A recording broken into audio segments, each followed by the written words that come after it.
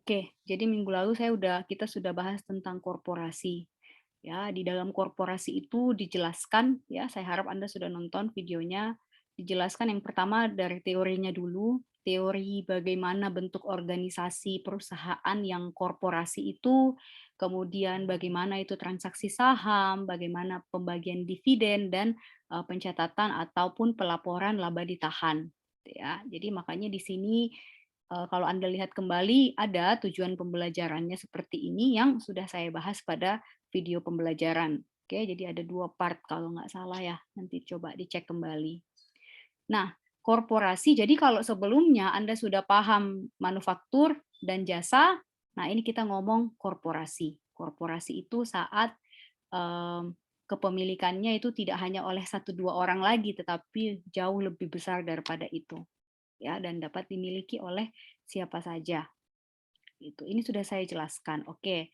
Kemarin ada tugas ya, ada tugas berkaitan dengan pembagian dividen ya, pencatatan dividen, kemudian juga pencatatan saham juga ya, baik saham biasa, saham treasury maupun saham preferen. Tidak sulit sebenarnya karena kalau sudah paham pencatatan saham biasa, nah nanti saham preferen juga jurnalnya ya seperti itu, cuman beda di istilah saham biasa dan saham preferen aja. Yang perlu dipahami lebih dalam adalah yang saham treasury. Oke. Nah, berkaitan dengan tugasnya, silahkan kalau ada yang mau bertanya, yang tanggal 2 Maret bingung atau tidak? Jadi ini adalah jenis transaksi saham, jenis transaksi saham yang saham itu diterbitkan supaya dia mendapatkan bukan aset, tetapi bisa untuk dipakai membayar tagihan. Sebentar, saya perlihatkan contohnya.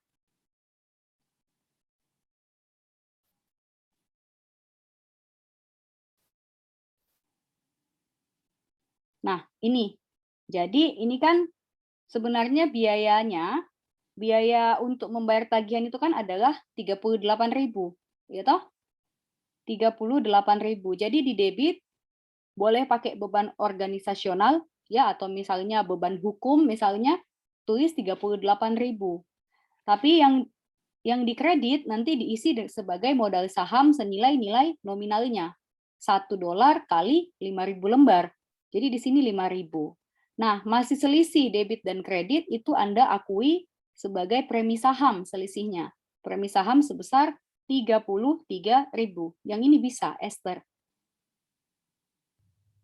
Ibu mau bertanya, kan kemarin ada saya dapat juga yang bahasa Inggrisnya ini Bu, waktu saya cari caranya. Terus dia bilang di situ uang tunai kasih Bu, bukan beban organisasional. Organisasional. Bu. Kamu dapat kunci atau dapat apa? Kemarin ada kuncinya Ibu, jawabannya, tapi dia enggak sama angkanya Bu. Karena kunci kamu itu adalah saya juga punya kunci, tapi kunci itu tidak beredar sama dengan, jadi begini, buku kita edisi berapa? Buku kita ini edisi 2, itu bahasa Indonesia. Nah, sebelum buku ini muncul, buku bahasa Inggris itu sudah berbelas-belas edisi. Nah, edisi itu tiap tahun bisa berubah. Nah, edisi yang berubah itu angkanya kadang sama, kadang tidak. Jadi hanya diajarkan cara menjurnal sebenarnya kalau Anda pakai kunci. Ya, jadi itu hati-hati. Ya, kemudian angka bisa sama, bisa tidak, kemudian transaksi juga bisa berubah. Jadi yang perlu Anda lakukan adalah ya memahami apa sebenarnya yang diminta. Nggak bisa, kalau kamu bilang di sini mau ditaruh kas, tidak bisa Esther, salah. Salah, kalau kita pakai yang di debit kas kan, nggak bisa. Jadi untuk tanggal 2 Maret ya nggak bisa pakai kas. Karena si penasehat hukum ini tidak kasih kita kas. Penasihat hukum tidak memberikan kas kepada kita. Mereka memberikan jasa. Jasa mereka itu ya kita akui sebagai beban. Harusnya kan kita bayar. Harusnya kita membayar, bukan kita ya, Sorokaba. Harusnya Sorokaba membayar jasa itu. Tapi instead of membayar, instead of paying, dia mengganti, dia change itu formnya, dia change bentuknya dalam bentuk saham. Gitu. Ya. Jadi hati-hati. Saya tuh enggak pernah menghalangi Anda untuk pakai kunci.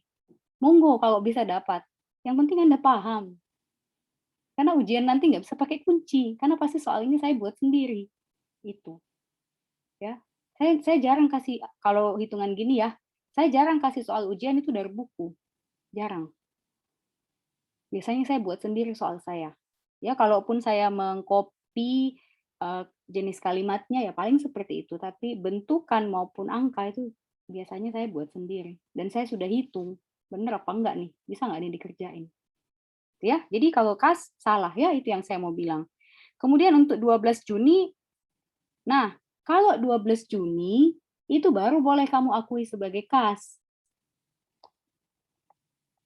Ini kan yang untuk 2 Maret, perhatikan, itu adalah penerbitan saham biasa untuk jasa atau aset selain KAS. Jadi saham diterbitkan, dia dapatnya bukan KAS, tetapi dia dapatnya jasa. Atau misalnya dia dapatnya tanah, atau misalnya dia dapatnya apa ya? Misalnya dia dapatnya bangunan kayak gitu-gitu, mobil. Nah, itu artinya saham diterbitkan tapi bukan untuk dapat jasa, ya. Nah, kalau transaksi tanggal 12 Juni ya itu untuk dapat jasa. Nah, ini contohnya yang seperti ini. Jadi dia terbitkan 60.000 lembar saham, ini berdasarkan soal Anda. Silakan lihat di L11.7 ya. Dia terbitkan 60.000 lembar saham biasa dengan nilai nominal $1 untuk mendapatkan uang tunai sebesar 475.000. Ya. Jadi itu untuk kerjakan kita pakai yang metode B. Jadi dia dapat kas 475.000. Tetapi modal sebenarnya saham yang dia terbitkan, modalnya itu hanya 60.000 kali $1. Jadi sebenarnya hanya 60.000. Ya kan? $60.000. Sedangkan sisanya ada selisih. 415.000 itu diakui sebagai premi saham. Karena dia berhasil menjual di atas harga nominal. 11 Juli, sama ya. 1.000 lembar saham preferen, nilai nominalnya 100 per lembar. Nah, tapi dia terbitkan ini, dia nantinya akan mendapatkan uang tunai sebesar 110 per lembar. Jadi ada selisih $10 per lembar saham. Sama jika kayak begitu. Tapi dia dapat kas. Oke. Lalu 28 November membeli 2.000 lembar saham treasury seharga 18.000. 18.000 angkanya. Jadi bukan 18.000 kali 2.000 ya, tapi langsung 18.000. Jurnalnya seperti ini. Oke, saham treasury tidak dikalikan lagi karena dia nggak bilang 18.000 per saham. Jadi kadang-kadang kita juga perlu analisa sendiri. Kita juga perlu menganalisa sendiri apakah harganya masuk akal ya atau enggak gitu. Kemudian kas di kredit sebesar 18.000. Masih ada yang mau ditanyakan untuk L11.7? Silahkan. Esther, sudah paham? Bu, makasih Bu. Ya, jadi itu ya. Jadi kalaupun Anda pakai kunci, sekali lagi saya tuh selalu tidak bisa menghindari yang seperti itu dan saya mau larang marah-marah bagaimanapun itu balik lagi ke dasar saya mengajar Anda. Saya hindari untuk marah karena mau marah bagaimanapun ya tidak ada gunanya juga gitu. Ya, susah juga saya track Anda. Nah, caranya nanti ya pasti ujian aja saya buat soal yang jauh dari bukan jauh sih, yang berbeda dari yang ada di buku supaya Anda ya yang penting Anda bisa menyelesaikan soal tersebut tidak terpaku pada yang ada di buku saja, tetapi juga model-model diubah sedikit modelnya tetap bisa Anda selesaikan karena Anda paham. Ya. Oke, ada lagi berkaitan dengan bab 11. Silahkan jika masih ada. Atau bab 10 juga enggak apa-apa. Bab 10 nanti saya buka ininya kalau butuh. Silahkan bab 10 itu kan kita bicara liabilitas ya. Nah, ada lagi kah untuk bab 10 dan 11? Jadi adik-adik, materi kita ini sudah mau selesai. Ya, puji Tuhan, pasti Anda juga senang. Saya pun juga senang karena banyak hal lain yang bisa kita lakukan. Minggu depan itu adalah pemberian materi yang terakhir. sesuai RPS. Jadi RPS saya sebenarnya itu bab 12, investasi itu sebenarnya nggak masuk. Ya, tapi nggak apa-apa, saya kasih, sudah ada di e-learning, sudah ada di YouTube. Nah, yang harusnya saya bahas sebenarnya supaya bisa menyelesaikan adalah laporan arus kas. Itu ada di bab 13. Tetapi karena harus melewati bab 12 dulu, jadi tadi malam saya pikir tidak apa-apa, saya berikan juga materi bab 12 dan minggu depan terakhir untuk bab 13. Nah, sementara minggu depan itu baru pertemuan ke-12 ya, kalau kita lihat kalendernya. Nah, tapi tidak apa-apa, nanti di pertemuan 13 dan 14 saya bisa hitung itu satu kali saja, supaya Anda bisa gunakan untuk latihan soal, ya, untuk prakteknya. Seperti itu. Silahkan kalau tidak ada, karena memang Zoom hari ini khusus untuk khusus untuk menjawab pertanyaan-pertanyaan Anda saja, karena untuk penjelasan kan semuanya sudah.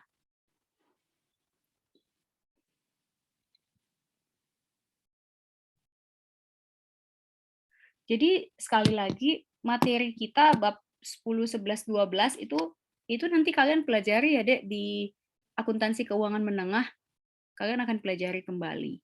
Nah, makanya di bab-bab tersebut itu soal-soalnya lebih sederhana. Ini soal sederhana. Ya, nanti akan ketemu soal yang membutuhkan analisa lebih. Itu di akuntansi keuangan menengah, intermediate. Ya sama saya lagi kalau saya belum sekolah S3. Tapi kalau sudah ya sama dosen yang lain. Ya, nanti kalian bisa lihat juga kalau mau, mungkin ada yang sudah mau mempelajari lebih dalam bab 10, 11, 12-nya. Nah, kalian bisa lihat di YouTube itu sudah ada beberapa, walaupun mungkin cara saya menjelaskan masih terbatas, tapi kalian bisa lihat-lihat kalau kalian mau untuk materi semester depan. Ya, jadi itu nanti diulang kembali.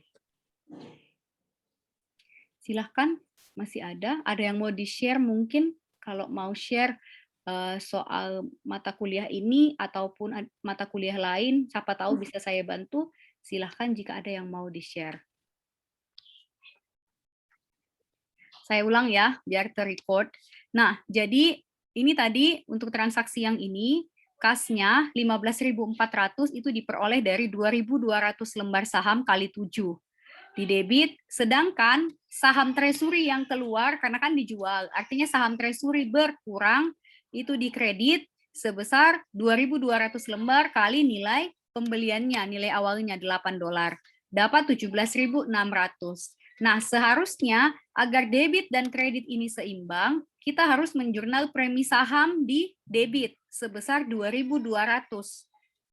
Permasalahannya, saldo premi saham sudah tidak cukup lagi. Kenapa tidak cukup? Karena lihat, di jurnal sebelumnya kita dapat premi saham 2.000, kita dapat premi saham 2.000, kemudian itu di kredit, lalu di jurnal berikutnya lagi ada premi saham di debit 800. Jadi 2.000 kurang 800. Sisa 1.200. Sisa 1.200. Ya. Nah, sementara di jurnal ini kita butuhnya 2.200. 1.000-nya kita mau nyolong dari mana? Nah, 1.000-nya kita harus ambil dari saldo laba atau laba ditahan. Begitu. Ini makanya dia tulis di sini, Dek, dibatasi saldo di tangan. Oke, sudah paham? Tadi yang bertanya Suryanti? Iya, Bu, sudah paham. Oke, nah artinya dengan demikian, sekarang udah nyambung dengan, terima kasih ya Suryanti, sudah nyambung dengan L11.9. L11.9, lihat kenapa dia berikan itu, informasi 1 Januari, Esther, bukan untuk di jurnal, tetapi itu menjadi informasi awal. Informasi awal dari yang mana? Nah, khususnya untuk yang jurnal tanggal 1 September. Lihat, untuk 1 Maret tadi kan kita akui sebagai berikut ya, saham treasury di debit sebesar 50.000 kali 12, 600.000 saham treasury di debit, dan kas di kredit 600.000. Oke. Lalu 1 Juli dia jual. Nah, untuk 1 Juli masih aman karena dijual di atas nilai nominalnya atau nilai pembeliannya. Dia jual 10.000, maka kas 140.000 di debit Coba lihat pekerjaannya, daripada saya ngetik lagi. Kas 140.000 di debit, kemudian di kredit adalah saham treasury 120.000, ya. Kemudian premi saham sebesar 20.000. Premi saham sebesar 20.000. 1 September dia jual tapi di bawah harga pembeliannya. 8.000 kali 11 artinya kas 88.000. Kemudian itu di debit, kemudian di kredit adalah saham treasury di kredit 96.000. Belum belum seimbang 88 dengan 96. Artinya Dek, kita harus akui di debit. Di debit yaitu premi saham. 96 kurang 88 itu adalah 8.000. Ya kan? Jadi saya ulang, jurnalnya 1 September, kas 88.000 di debit, premi saham treasury 8.000 di debit sama, ya. Kemudian saham treasury di kredit sebesar 96.000. Oke, sampai situ masih aman. Yang tidak aman itu untuk yang B. Oke, lihat yang B. Saham treasury-nya dijual dengan harga hanya 9 euro. Ya, tadi kan 11 euro. Artinya, ini untuk transaksi 1 September, Anda diminta buat sama jurnalnya, kas, tapi kasnya bukan 88.000, melainkan 8.000 kali 9, 72.000. Kas di debit 72.000. Kemudian kreditnya sama saham treasury sebesar 96.000. Ya kan? Nah, masih selisih ya. Masih selisih ya. Jadi 96.000 kurang 72.000. 24.000 selisihnya. Ya, betul? Ada yang jurnal premi di debit, premi saham treasury 24.000? Ada enggak? Saya, Bu. Oke. Itu Saya, diganti. Bu. Ya, itu diperbaiki seperti yang ada di layar Anda.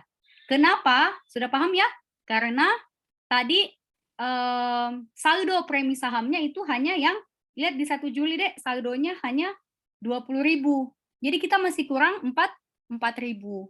4.000 itu kita pakai, jadi Anda hanya boleh tulis, saya baca ya jurnalnya untuk yang bagian B, kas 72.000 di debit, premi saham treasury, ini sisa 20.000 di debit, kemudian laba ditahan atau saldo laba di debit 4.000, lalu kemudian yang di kredit saham treasury 96.000. Ya, diperbaiki aja, enggak apa-apa. Jadi itu diperhatikan. Ya, jadi tujuannya diberikan informasi itu sama seperti yang ada contoh yang saya berikan sebenarnya di slide Anda. Oke, sudah paham? Ya. Ibu, kalau misalnya sudah diperbaiki, di-upload ulang ya, Bu? Atau bagaimana? Enggak usah. Yang penting Anda paham. Enggak usah, yang sudah diupload sudah enggak apa-apa. Nanti saya periksa. Saya juga paham kalau saya periksa saya paham yang mana yang kira-kira ada yang salah. Karena mungkin soalnya lebih susah ya, jadi enggak usah. Diperbaiki karena perbaiki untuk apa? Takutnya kan ujian keluar yang seperti ini. Jadi Anda sudah tahu tidak mengulangi kesalahan yang sama di ujian. Oke? Oke, stop recording ya.